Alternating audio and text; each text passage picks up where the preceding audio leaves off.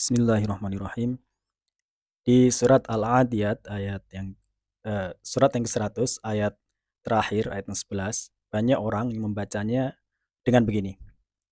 Inna rabbahum bihim yawma idzil khabir. Ada yang terlewat sebenarnya, yaitu ketika mem mati bertemu dengan ba di kata rabbahum bihim. Seharusnya dia dibaca dengung dengan menahan lebih panjang. Inna rabbahum bihim yawma idzil khabir. Nah, ini karena mem mati bertemu dengan ba. Nah, hukum bacaan apakah ini? Nah, kita akan bahas secara keseluruhan tentang hukum mem mati bertemu dengan semua huruf hijaiyah. Nah, mem mati bertemu dengan 28 huruf hijaiyah. Ada 3 kemungkinan bacaan yang disebabkan oleh bertemunya mem mati dengan 20 atau dengan salah satu dari 28 huruf itu. Nah, yang pertama adalah mem mati bertemu dengan mim yang kita sebut dengan idgham mithlain atau kadang ada juga yang menyebutnya dengan idgham mimi.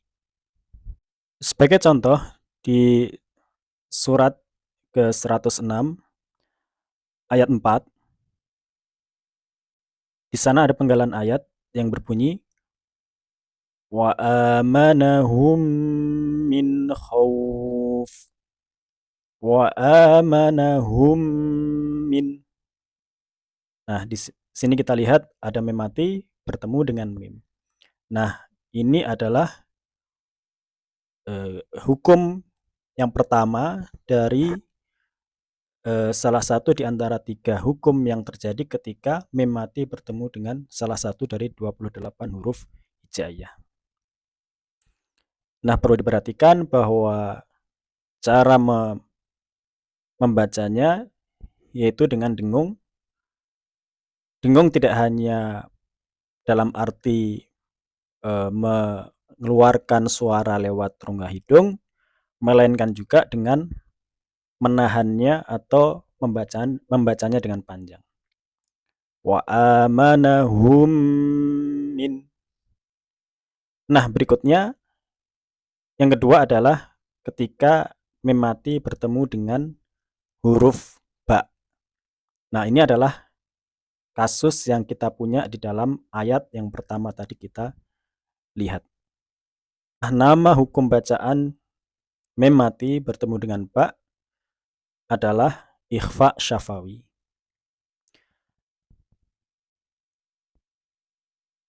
Sebagai contoh, selain bacaan yang kita punya di surat Al-Adiyat ayat 11 tadi yang kita baca pertama kali, ada di tempat lain yaitu di surat Al-Fil, surat yang ke-105. Di sana ada penggalan ayat yang berbunyi tarmihim bihijaratin. Nah, kita lihat mem mati tarmihim kemudian diikuti dengan huruf ba bihijaratin. Nah, maka cara membacanya juga dengan dengung dalam arti melewatkan atau mengeluarkan bunyi melalui rongga hidung dan juga menahannya untuk beberapa harokat. Ada yang mengatakan minimal 2 harokat, ada yang mengatakan 3 harokat, atau ada juga yang mengatakan 2 harokat. Jadi kurang lebih membacanya adalah dengan cara tarmihim bihijaratin. Nah, berikutnya yang terakhir yang ketiga adalah ketika mem mati bertemu dengan selain huruf mim dan huruf ba. Artinya di sana ada 26 huruf hijaiyah yang mungkin terjadi dan hukum bacaan atau nama hukum bacaan ketika mim mati bertemu dengan huruf selain mim dan ba adalah izhar syafawi. Sebagai contoh di surat Al-Fil, surat ke-105, ada beberapa contoh yang kita bisa tulis di sini. Yang pertama, alam taro, di ayat yang paling awal. Di sana kita melihat ada mim mati bertemu dengan huruf ta. Nah, berikutnya di ayat yang selanjutnya kita juga menemukan contoh dari izhar syafawi. Alam yaj'al, mim mati bertemu dengan ya. Nah, berikutnya lagi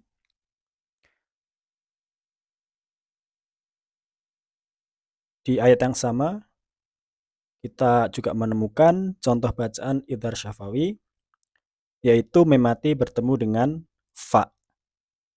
Kaidahum fi.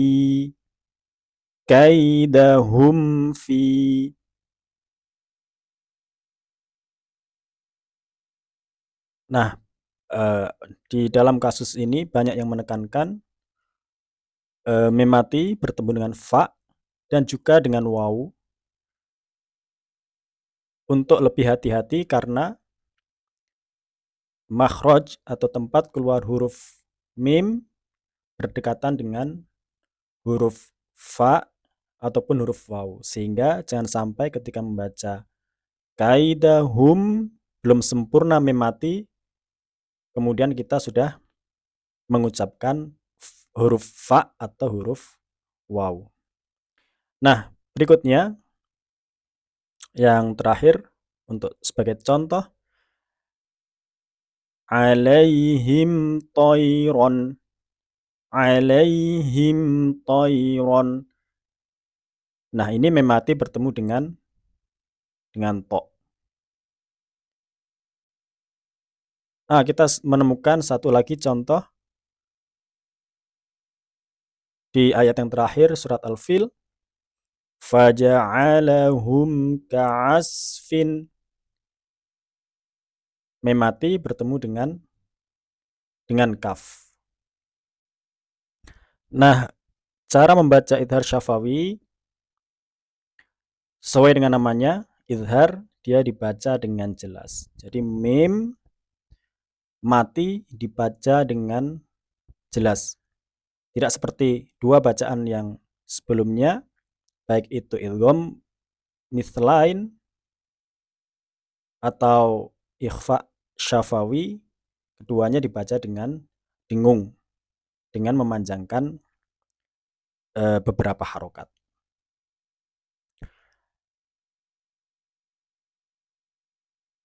Nah, demikian ketiga hukum bacaan mim mati yang mungkin kita temukan ketika kita membaca Al-Quran, dan mesti kita perhatikan bahwa mim mati bertemu dengan huruf-huruf hijaiyah, maka di sana berlaku hukum dan menentukan bagaimana cara kita membacanya. Apakah dengan dengung, apakah dengan membaca jelas mim mati tersebut.